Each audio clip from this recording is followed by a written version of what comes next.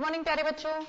Lesson number 5 जीवन की मौलिक इकाई, और इसमें आज हम पढ़ेंगे गोल्जी उपकरण। देखिए बच्चों, कोशिका पढ़ी थी हमने। ये कोशिका थी और ये केंद्रक और चारों ओर कोशिका झिल्ली। केंद्रक के चारों ओर भी केंद्रक झिल्ली पाई जाती है और अंतर्द्रव्यीय जालिकाएं भी पाई जाती हैं, और यहीं पर पुटिकाएं पाई जाती हैं जो एक दूसरे के समानांतर होती हैं, और इन पुटिकाओं को कहते हैं गोल्जी उपकरण। ये कोशिका अंगक है बच्चों, गोल्जी उपकरण। तो सबसे पहले हम इसकी खोज बताएंगे। इसकी खोज की थी कैमिलो गाल्जी ने।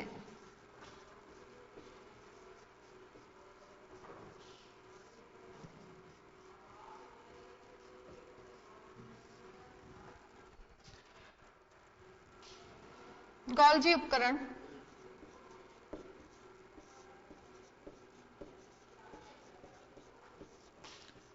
चपटी, देखिए चपटी होती है, ये चपटे पुटिकाओं का एक तंत्र है। चपटी पुटिकाओं का क्या है? एक तंत्र जो एक दूसरे के समांतर स्थित होती हैं।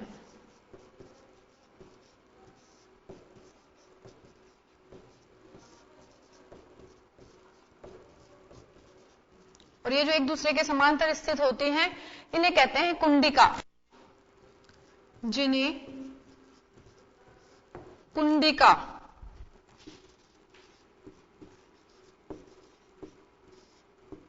कहा जाता है।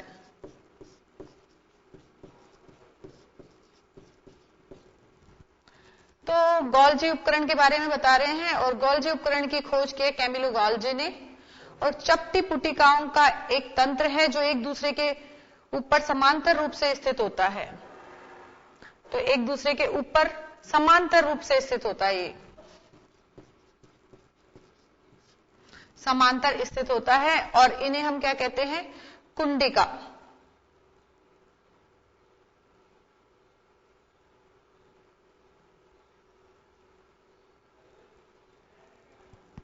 देखिए बच्चों, गोल्जी उपकरण का और क्या कार्य है? गोल्जी उपकरण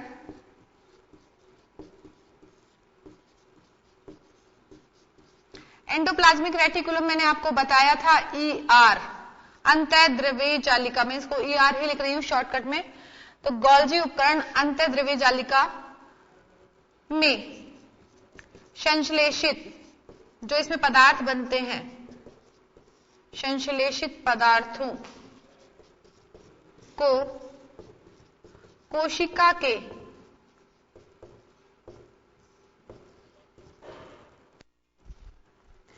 अंदर और बाहर आने जाने में सहायता करता है।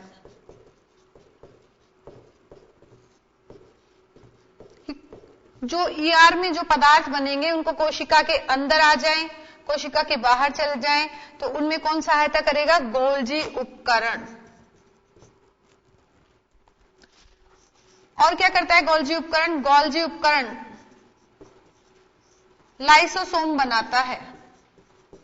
गोल्जी उपकरण लाइसोसोम बनाता है। देखिए, लाइसोसोम का कार्य है अपशिष्ट पदार्थों का, कोशिका के अपशिष्ट पदार्थों का निस्तारण करना।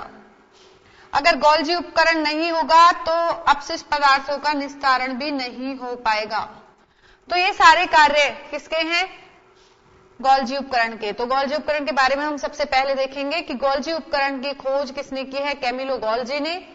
और ये जो गोल्जी उपकरण है वो चपटी पुटिकाओं का एक तंत्र है जो एक दूसरे के ऊपर समांतर स्थित होती हैं, और समांतर स्थित होती हैं तो इन्हें हम क्या कहते हैं? कुंडिका। गोल्जी उपकरण क्या करता है? ER यानी कि अंतर्द्रव्य जालिका में संश्लेषित पदार्थों को कोशिका के अंदर बाहर जाने और आने की सहायता करता है। गोल्जी उपकरण में ही क्या होता है? गोल्जी उपकरण के द्वारा ही क्या होता है? लाइसोसोम बनता है। तो गोल्जी उपकरण लाइसोसोम को क्या करता है? बनाता है। नोट कर लीजिए बच्चों।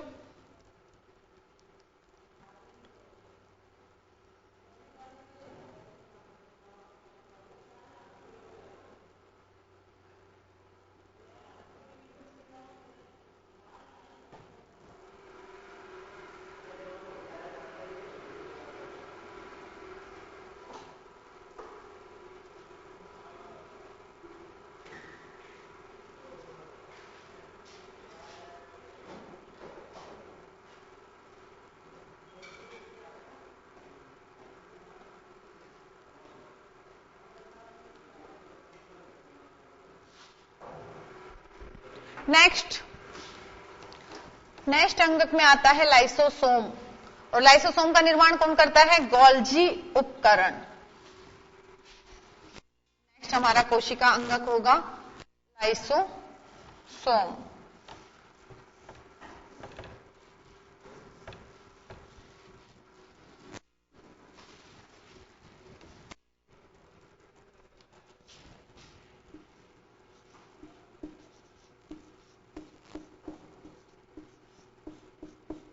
लाइसोसोम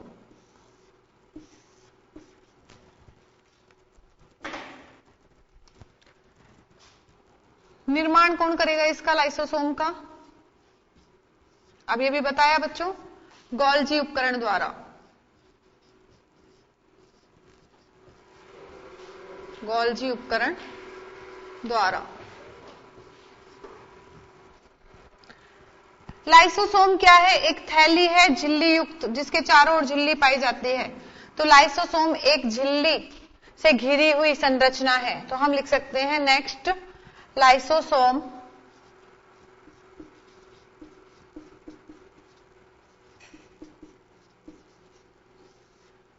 झिल्ली से घिरी हुई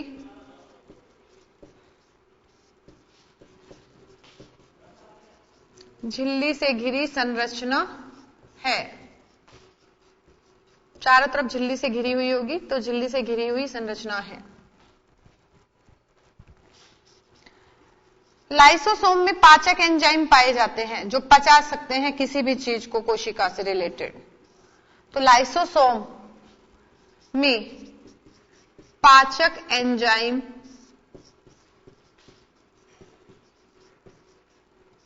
पाए जाते हैं। लाइसोसोम में क्या पाए जाएंगे? पाचक एंजाइम। ये जो पाचक एंजाइम है इनका निर्माण करती हैं RER, खुरदरी अंतर्द्रव्य जालिका। इन पाचक एंजाइमों का निर्माण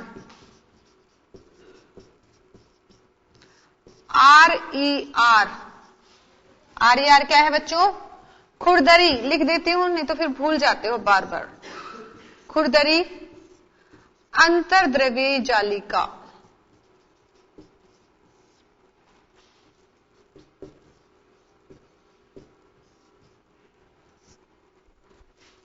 द्वारा होता है। ये पाचक एंजाइम बनाती हैं RER, खुरदरी अंतर्द्रव्यीय जालिका।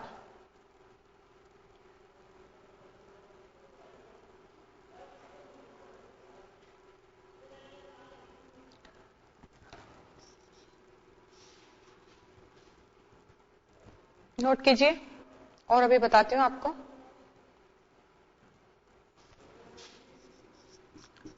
लाइसोसोम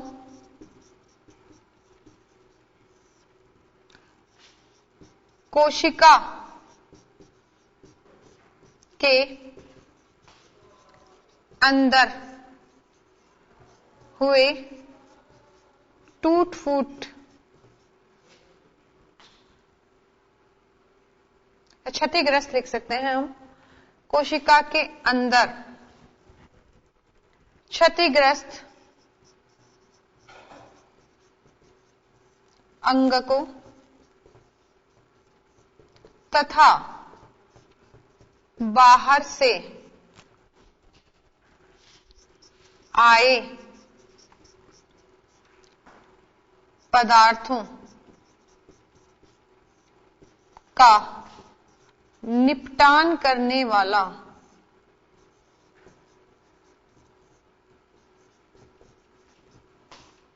तंत्र है। जितने भी अपशिष्ट पदार्थ हैं, क्षतिग्रस्त पदार्थ हैं, उन सबको निपटान कौन करेगा? लाइसोसोम।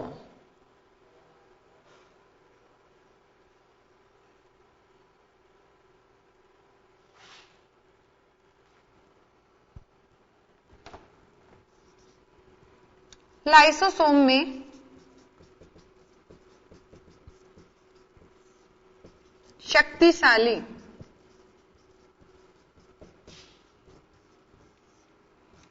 पाचक एंजाइम होते हैं जो जटिल पदार्थों को सरल पदार्थों में परिवर्तित करते हैं।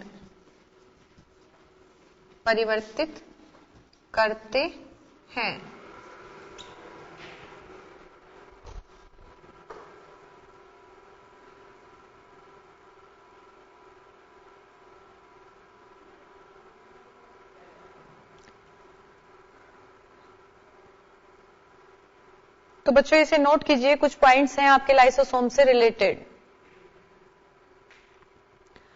निर्माण होता है गोल्जी उपकरण द्वारा। लाइसोसोम झिल्ली से घिरी संरचना है।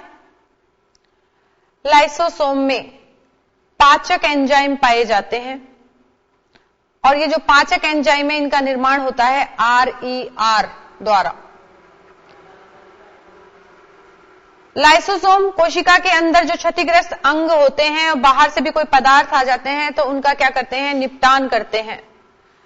लाइसोसोम में शक्तिशाली पाचक एंजाइम होते हैं जो जटिल पदार्थों को सरल पदार्थों में तोड़ते हैं या परिवर्तित करते हैं।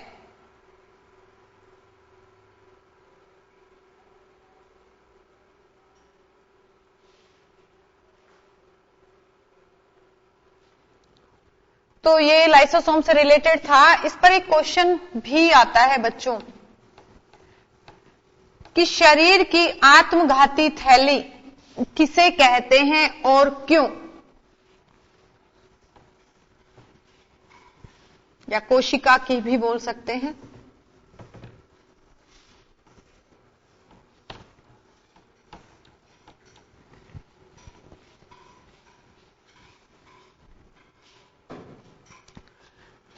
तो क्वेश्चन देखिए बच्चों, ये क्वेश्चन पूछ लिया जाता है, कोशिका की आत्मघाती, जो खुद को ही नुकसान पहुंचाए, आत्मघाती थैली किसे कहते हैं?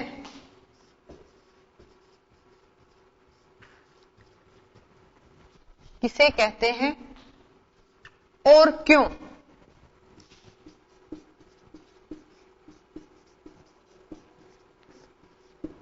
तो बच्चों इसका आंसर है लाइसोसोम को कोशिका की आत्मघाती थैली कहते हैं। क्यों?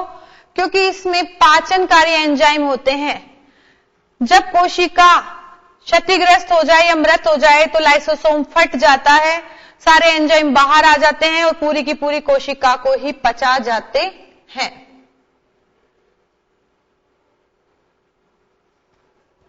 तो हम बता सकते हैं, आंसर इसका लिख सकते हैं, कोशिका की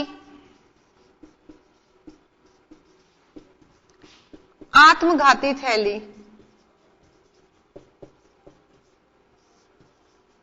लाइसोसोम है। लाइसोसोम है क्योंकि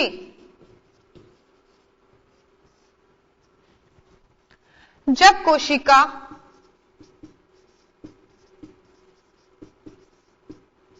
क्षतिग्रस्त या मृत, कोशिका मृत हो जाए, मृत हो जाती है तो लाइसोसोम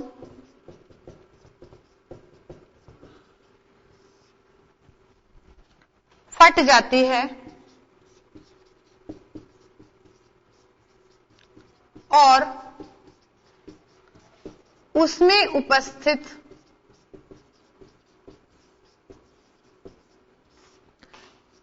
पाचनकारी एंजाइम कोशिका को ही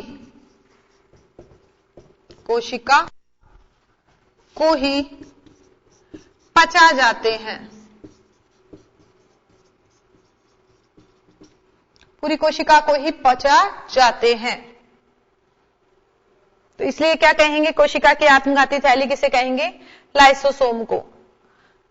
तो कोशिका की आत्मघाती थैली लाइसोसोम है, क्योंकि जब कोशिका क्षतिग्रस्त या मृत हो जाती है तो लाइसोसोम फट जाती है और उसमें उपस्थित पाचनकारी एंजाइम कोशिका को पचा जाते हैं।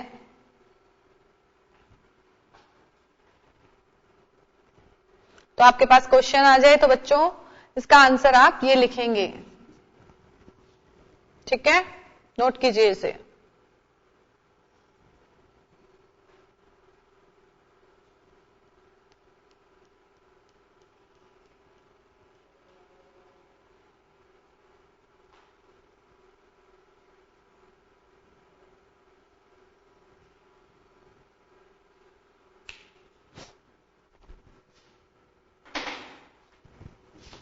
तो ये हमारे 2 अंक बताए अभी, गोल्जी उपकरण और लाइसोसोम।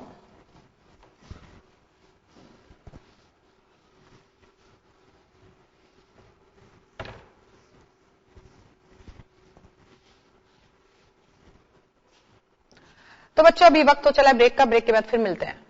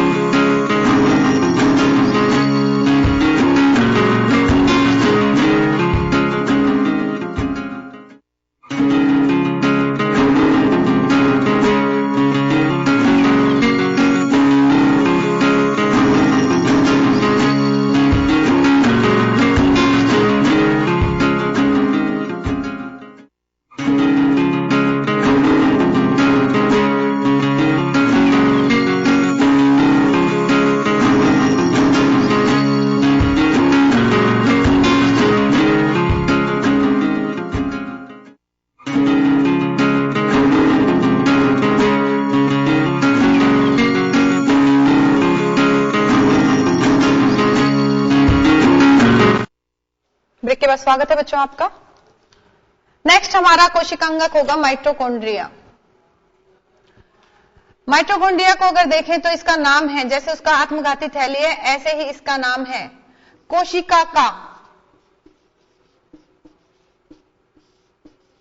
बिजली घर।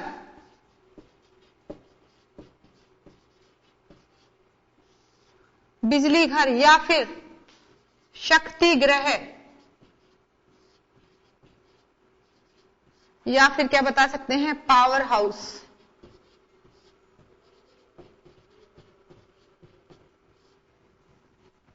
तो कोशिका का बिजली ग्रह, बिजली घर, शक्ति ग्रह, पावर हाउस माइटोकॉन्ड्रिया को कहा जाता है।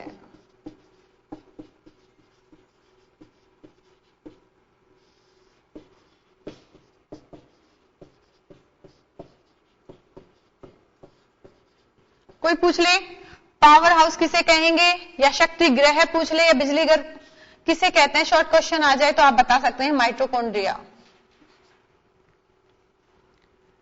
यह दोहरी झिल्ली से बनी संरचना है।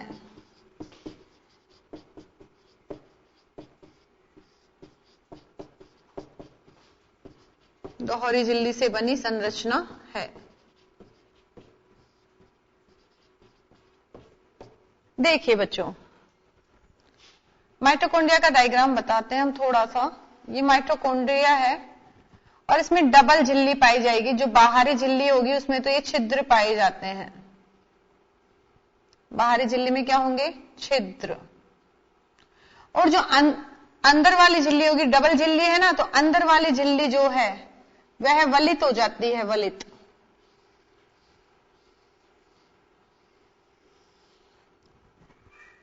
और वलित हो जाती है और यहां पर ऊर्जा संरक्षित रहती है, ऊर्जा पाई जाती है। और ऊर्जा पाई जाती है कोशिका की एटीपी के रूप में, एटीपी।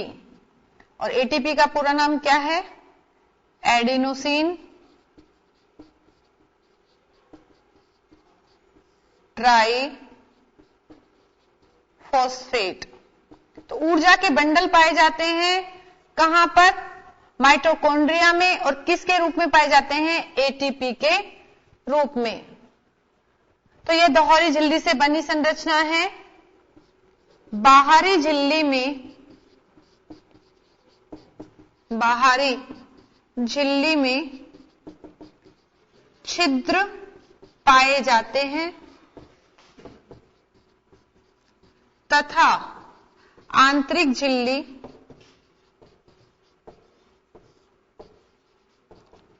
वलित हो जाती है। ऐसे ऐसे वलय बन जाते हैं, वलित हो जाती है। माइटोकॉन्ड्रिया में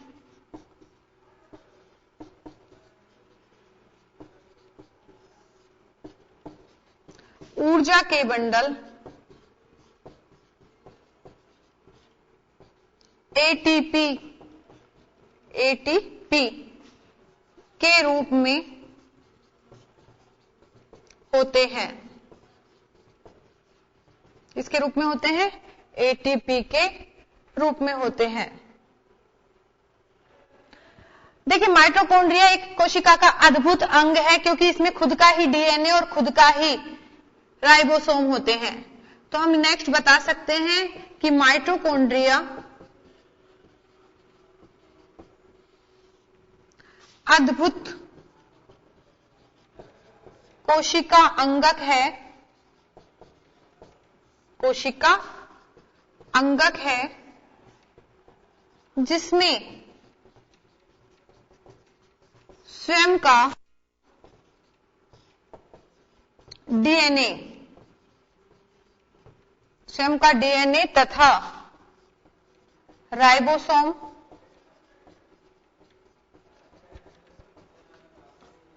होते हैं जो कुछ प्रोटीन बनाते हैं। राइबोसोम होते हैं जो खुद का क्या बनाते हैं? कुछ प्रोटीन बनाते हैं। तो ये बच्चों माइटोकॉन्ड्रिया कोशिका अंगक के बारे में बताया। माइटोकॉन्ड्रिया कोशिका का बिजलीघर, शक्ति गृह, पावर हाउस कहा जाता है। यह दोहरी झिल्ली से बना हुआ है। बाहरी झिल्ली में छिद्र पाए जाते हैं और आंतरिक झिल्ली वलित होती है। माइटोकॉन्ड्रिया में ऊर्जा संरक्षित रहती है, ऊर्जा रहती है और वो ऊर्जा रहती है, कोशिका की संपूर्ण ऊर्जा रहती है और ऊर्जा रहती है एटीपी के रूप में। जब ऊर्जा की जरूरत पड़ती है तब एटीपी का उपयोग किया जाता है।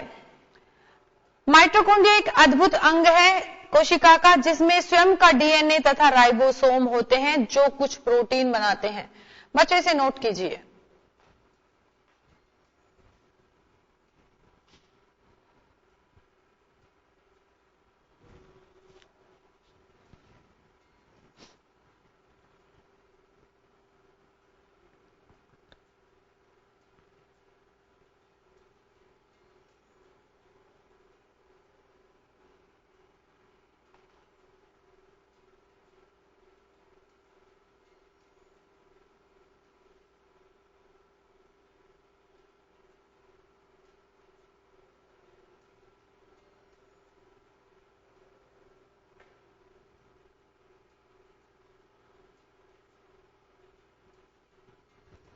तो अब नेक्स्ट कोशिका अंगक देखते हैं जो सिर्फ पादप में ही पाया जाता है, पादप कोशिकाओं में ही पाया जाता है, और वो है लवक।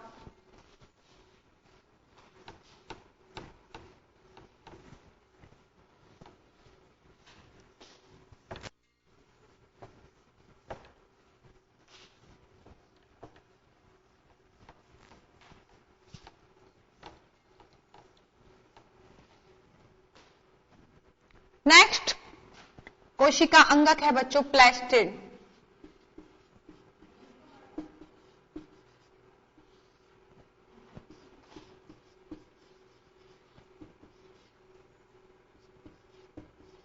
और हिंदी में बोला जाता है इसको लवक।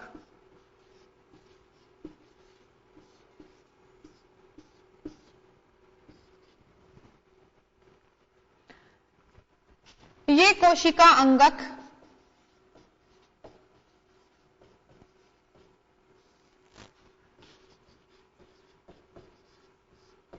केवल पादप कोशिकाओं में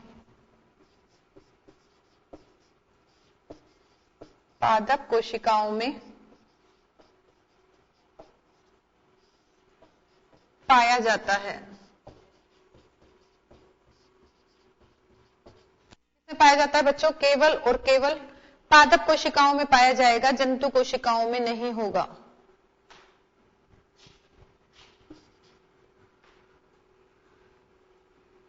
प्लास्टिड दो प्रकार के हैं।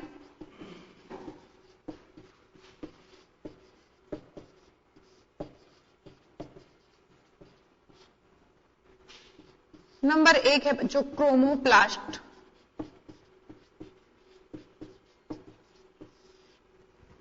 और दूसरे हैं ल्यूकोप्लास्ट।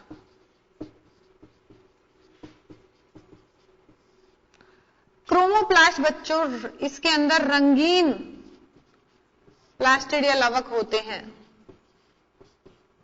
और इसके अंदर श्वेत या रंगहीन लवक।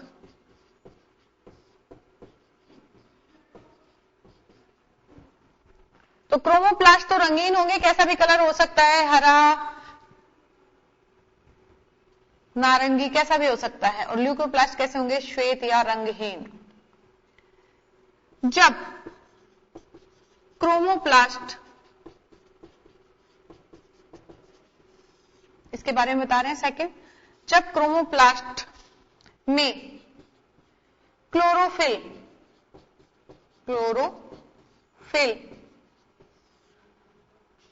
क्लोरोफिल उपस्थित होता है तो इसे क्लोरोप्लास्ट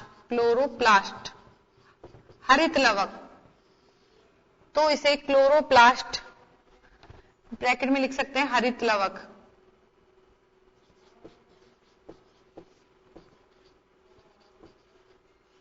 कहते हैं। जो पौधों में प्रकाश संश्लेषण करते हैं।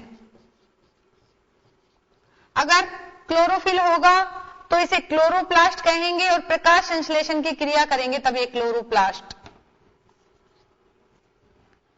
आ रही है बात समझ में बच्चों कि क्रोमोप्लास्ट में अगर हरा रंग आ जाए, क्लोरोफिल उपस्थित हो जाए, तो ये हरित लवक कहलाते हैं, और ये पौधों में क्या करते हैं, प्रकाश संश्लेषण। ये जो क्रोमोप्लास्ट है उसके बारे में बता दिया। अब अगर हम ल्यूकोप्लास्ट के बारे में बताएं तो ल्यूकोप्लास्ट में स्टार्च, तेल आदि उपस्थित होते हैं।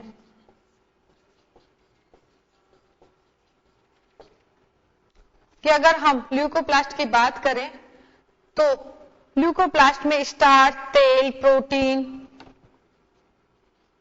प्रोटीन आदि उपस्थित होते हैं। अब देखिए, जिस प्रकार माइटोकॉन्ड्रिया में खुद का डीएनए और राइबोसोम होते हैं, ऐसे ही इसमें भी खुद का डीएनए और राइबोसोम होते हैं। तो क्या बताएं हम कि प्लास्टिड में स्वयं का डीएनए व राइबोसोम, जैसे माइटोकॉन्ड्रिया में होता है ऐसे इनका खुद का भी होता है, प्लास्टिड का स्वयं का डीएनए व राइबोसोम होते हैं। तो बच्चों, ये है लवक, प्लास्टिड, और सिर्फ पादप कोशिकाओं में पाए जाएंगे। दो प्रकार के होते हैं, क्रोमोप्लास्ट और ल्यूकोप्लास्ट। क्रोमोप्लास्ट होता है रंगीन और ल्यूकोप्लास्ट होता है श्वेत या रंगहीन। अगर क्रोमोप्लास्ट में क्लोरोफिल उपस्थित हो तो इसे कहते हैं क्लोरोप्लास्ट, हरित लवक, जो पौधों में प्रकाश संश्लेषण करते हैं। ल्यूकोप्लास्ट में स्टार्च, तेल, प्रोटीन आदि उपस्थित होते हैं। प्लास्टिड स्वयं का डीएनए तथा राइबोसोम होते हैं। प्लास्टिड में स्वयं का डीएनए और राइबोसोम होते हैं। इसे नोट कीजिए बच्चों।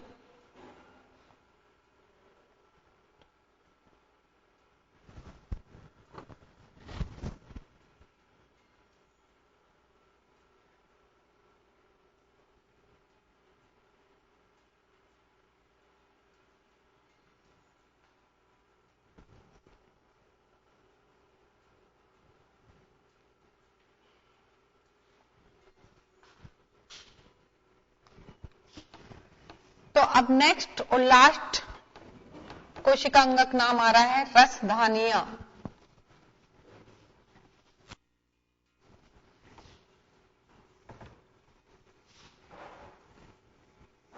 तो आपने अभी जो कोशिका अंगक देखे, तो देखे होंगे कौन से अंगक तो पादप कोशिका में है, कौन से जंतु कोशिका में है। तो आप जंतु और पादप कोशिका की तुलना भी कर सकते हैं। इसी प्रकार प्रोकैरियोटिक और यूकैरियोटिक कोशिका की भी तुलना कर सकते हैं। तो नेक्स्ट है रसधानियां।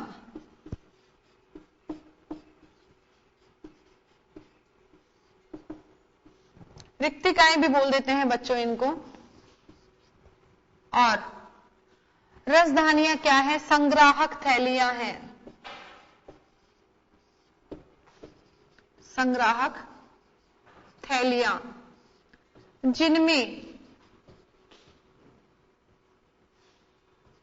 जिनमें ठोस या तरल पदार्थ संग्रहित रहते हैं।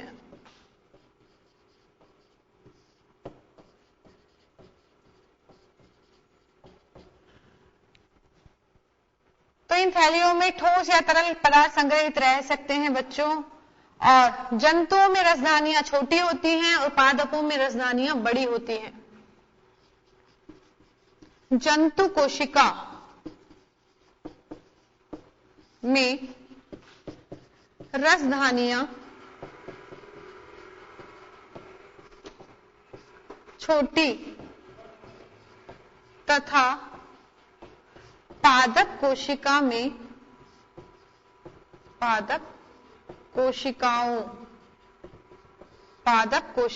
में बड़ी होती हैं।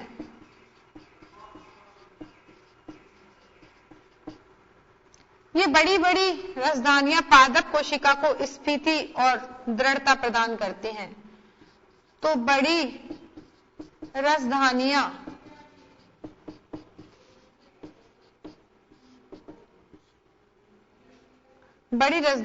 पादप कोशिकाओं को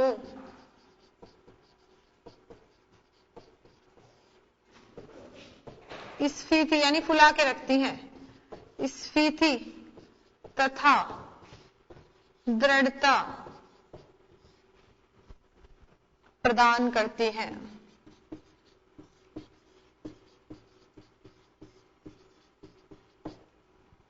स्फीति तथा क्या प्रदान करती हैं बच्चों? दृढ़ता। और इन रसधानियों में क्या भरा होता है? कोशिका द्रव्य।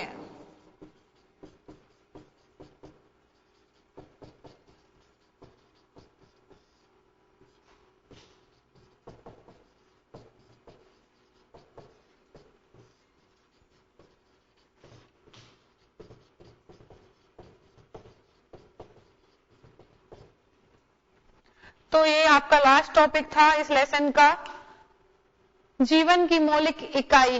और जीवन की मौलिक इकाई कौन है? कोशिका। और इसमें हमने लास्ट टॉपिक देखा रसधानियां। ये संग्राहक थैलियां हैं जिनमें ठोस या तरल पदार्थ होते हैं। जंतु कोशिका में रसधानियां छोटी होती हैं और पादप कोशिकाओं में बड़ी होती हैं। बड़ी रसधानियों में कोशिका द्रव्य पाया जाता है जिसके कारण पादप कोशिकाएं स्फीत और दृढ़ हो जाती हैं।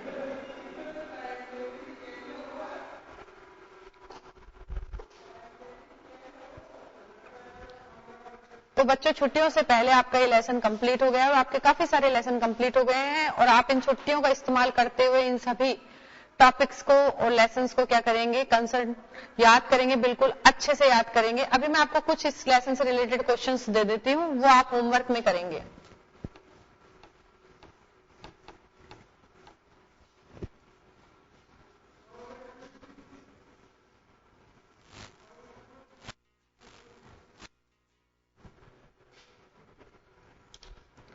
तो ये आपका होमवर्क है छुट्टियों का, विंटर वेकेशंस का।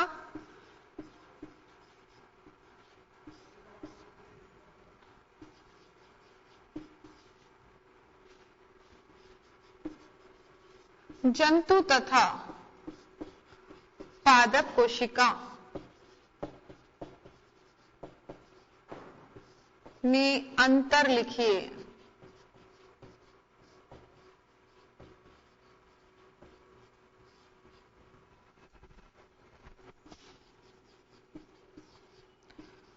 प्रोकैरियोटिक तथा यूकैरियोटिक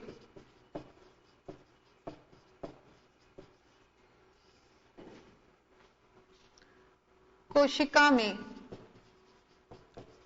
कोशिका की तुलना कीजिए।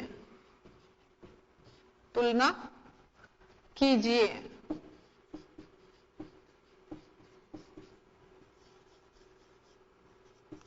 यदि गोल्जी उपकरण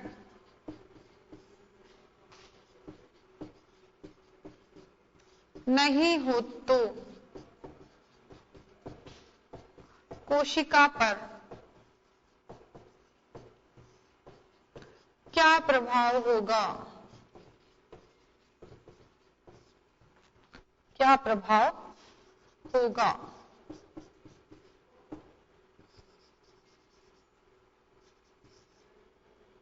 लाइसोसोम को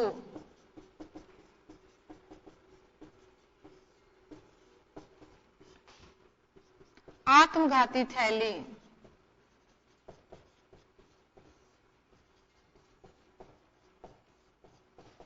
क्यों कहा जाता है?